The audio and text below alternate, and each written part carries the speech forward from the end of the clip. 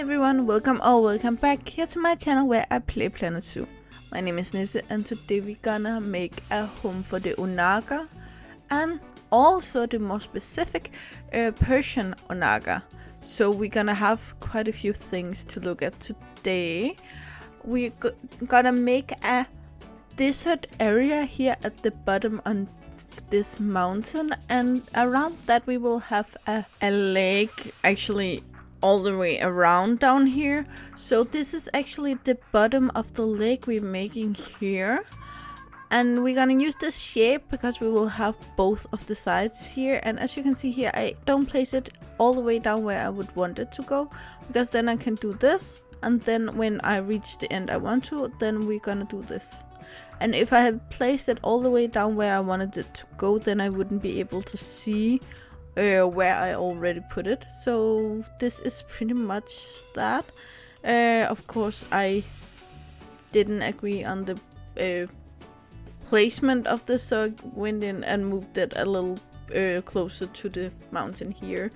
We will only have the two animals in here, the Onager and the Persian Onager, and therefore they didn't need that much space anyway.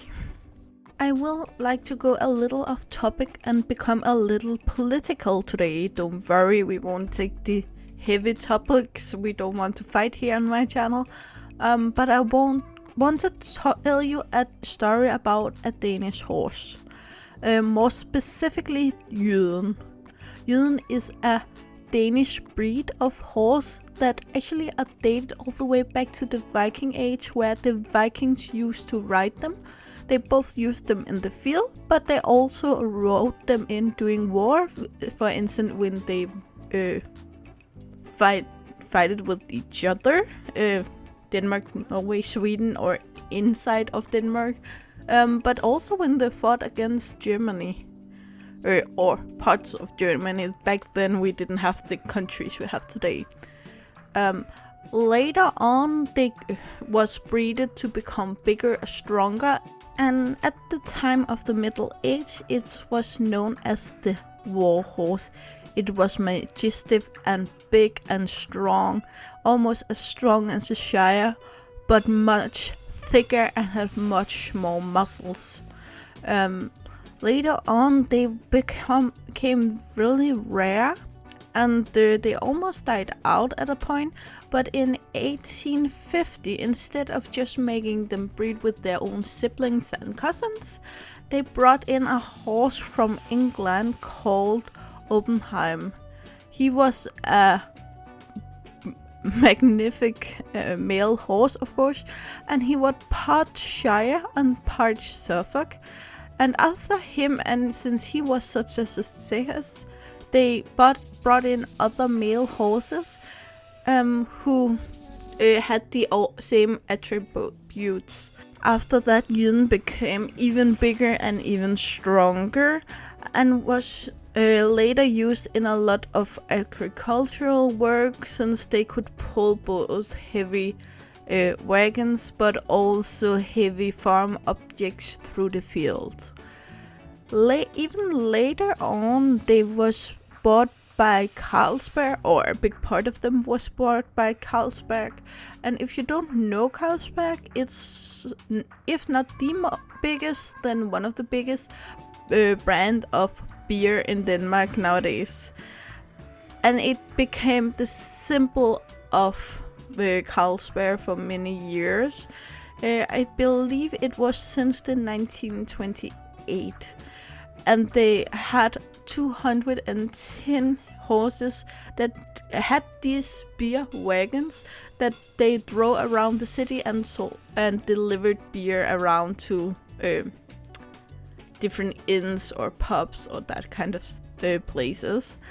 Nowadays, Carlsberg actually still have 20 of them. They used to at special events, and also at the Carlsberg Museum, where you can see them and the big wagons and the entire story of this Jyden horse. Now, the question is, did we save the Jyden, or did we butcher it? Because we decided not to let it breed with them ourselves, but brought in new blood from other breeds. So did we save the breed? Make it stronger, make more of them this way, so it could survive? Or isn't it still the same breed?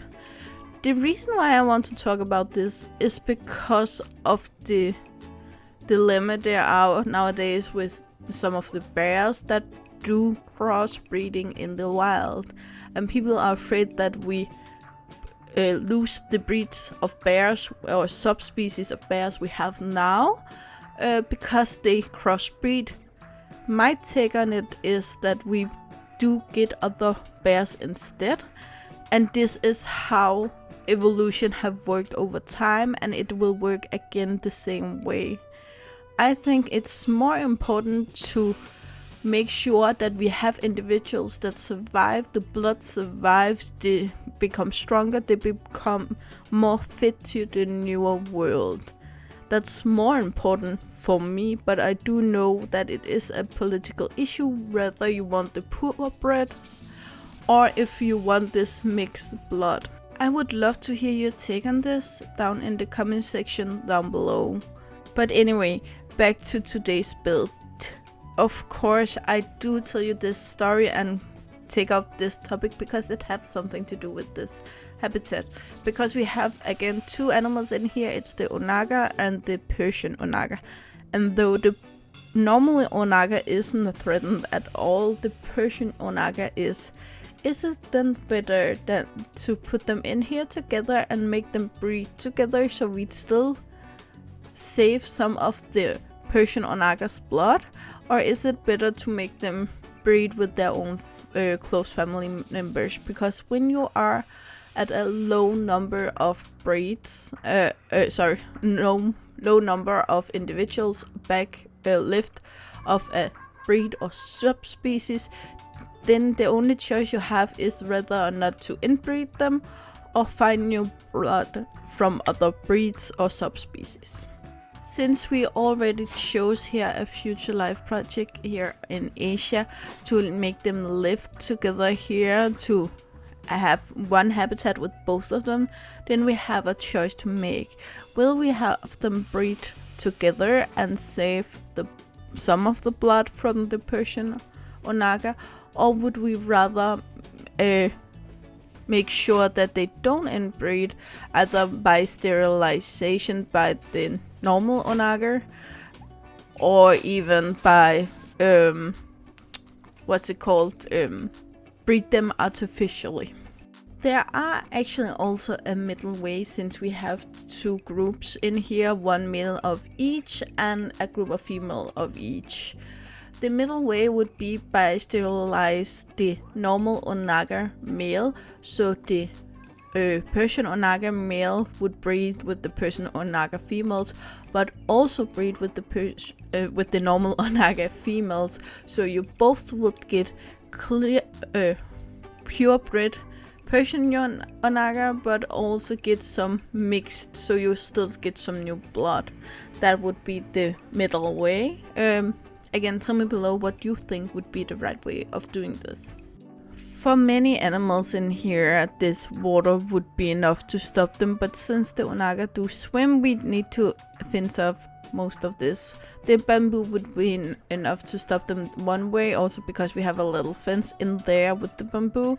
But this way we need to have the fence. We did go with this fence because it's strong, it's cheap, and it will hold the animals out, and it doesn't actually take that much of the view of the animal or the surroundings of the animal.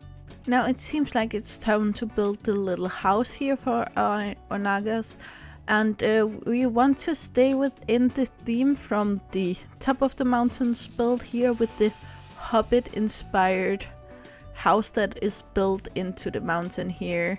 It will be a little bigger, of course, because we have more animals down here, and it will be more submerged by the mountain.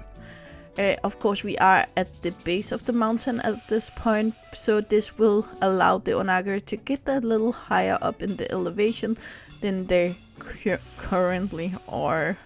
Though again, most of the area down here will be flat sand area.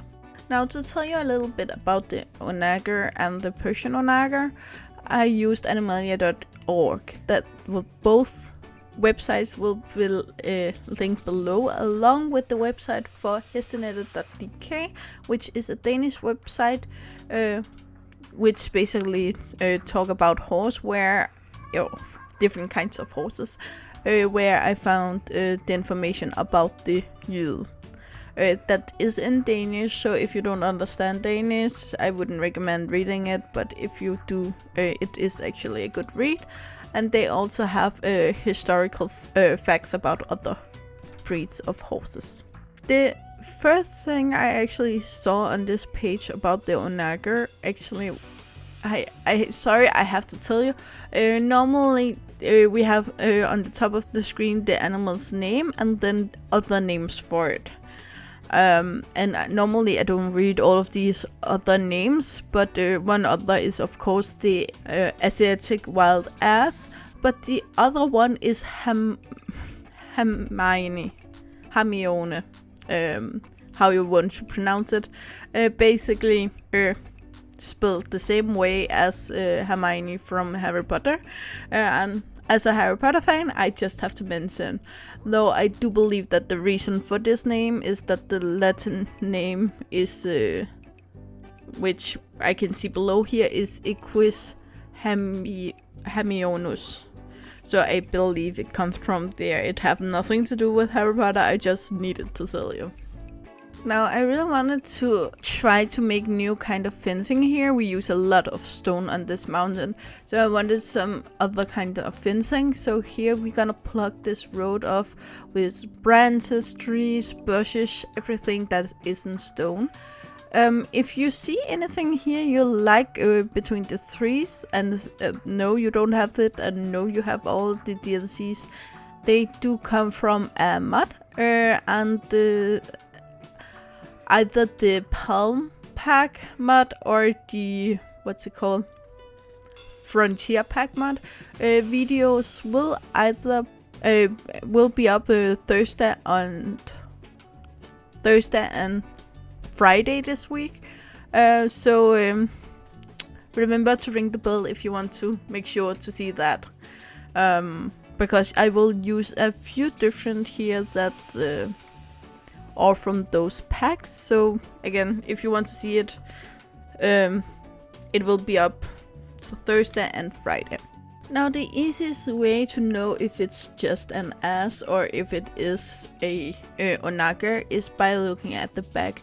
All of the onagers have this black stripe down from the mane and all the way down to the tail, and right next to it, it will have this either white or very pale fur that becomes darker going down the sides of it, and then of course it gets lighter again on the belly, on the legs, and so on. More than half of the onagers live in China, but they do also live in India, Iran, Mongolia, Turkmenistan, Israel, Kazakhstan, and Uzbekistan.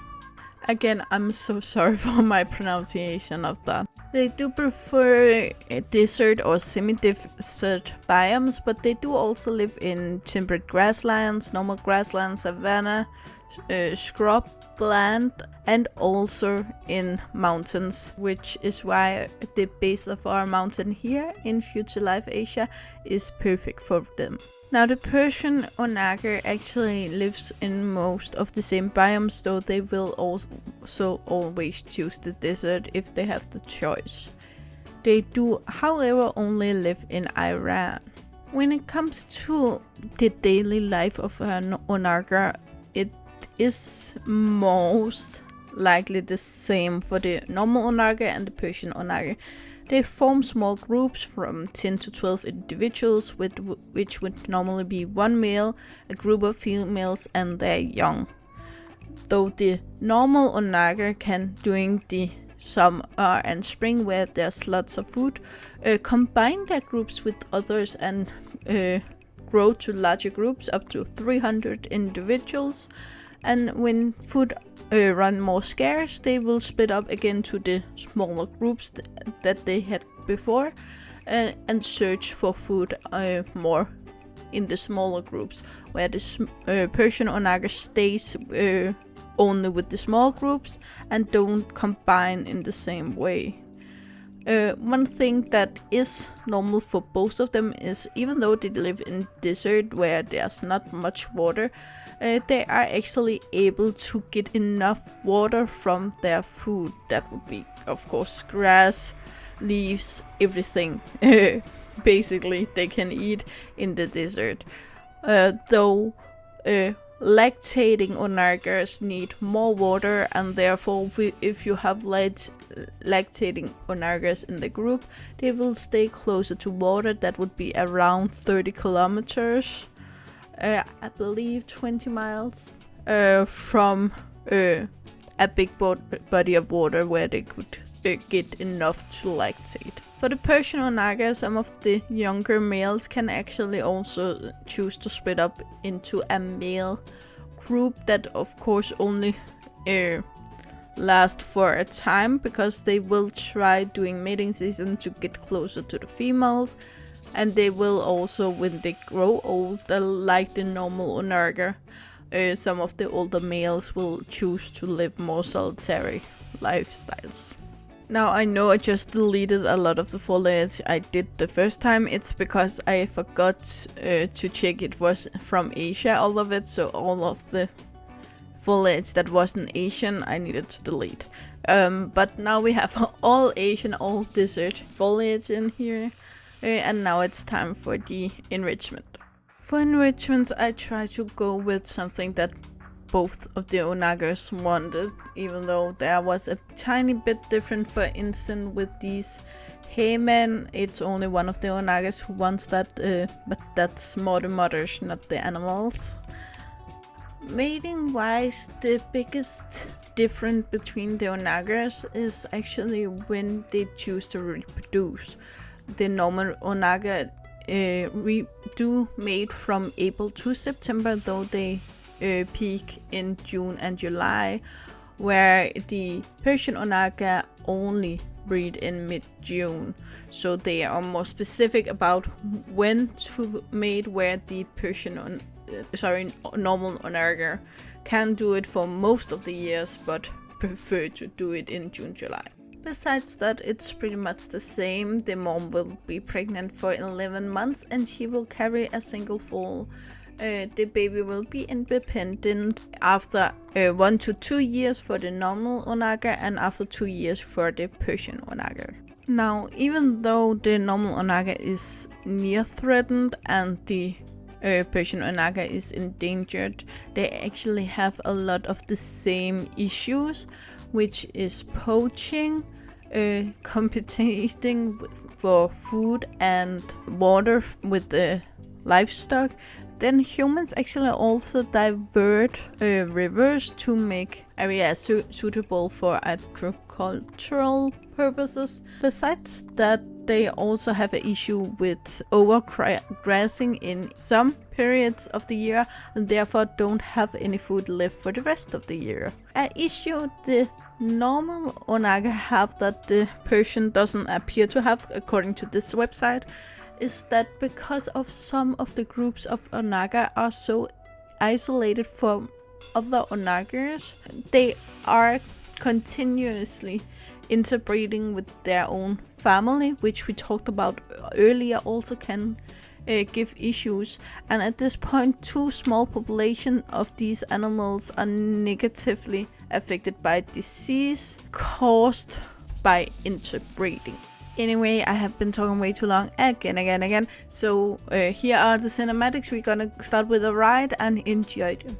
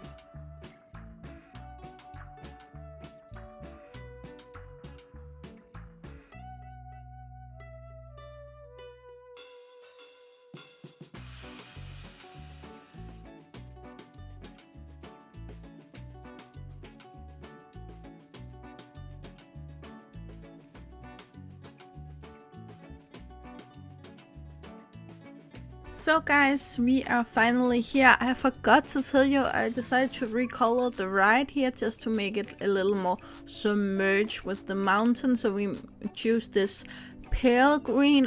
Originally I thought of a darker green, but I made it paler to make it also fit with the desert part here. And then the rest of it I made this grayish brown to make it fit with the arctic wood we use in all of these habitats. We only have one habitat left on this mountain and it will go up on Saturday. So I hope you are excited for that. Yeah, you know the drill guys. Like, subscribe and turn on the bell notifications so you know the next time I upload a video. I really hope to see you again either in the comments below or in the next video. Bye guys!